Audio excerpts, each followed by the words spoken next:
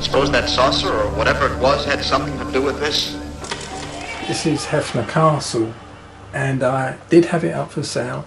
No one wanted to purchase it at the price of the components, so I've decided to convert it. And I'm going to convert it and see if I can donate it to a museum or maybe sell it again. And this one is going to be now a Steampunk Castle rocket base. And this rocket, Apollo 27, a Pegasus model kit, I've painted in slightly different colours. It's going to sit about here, and I'll build some launch platform, and I'm going to do up the castle and make it more steampunk too. Could space monsters make the Earth with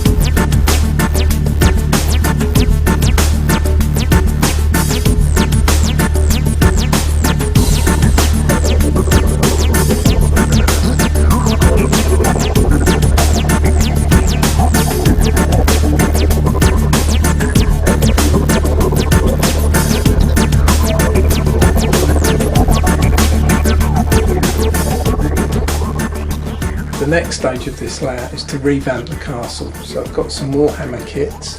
These are pipes and also machinery. These are going to not just revamp the castle, I'm going to make a launch pad area too.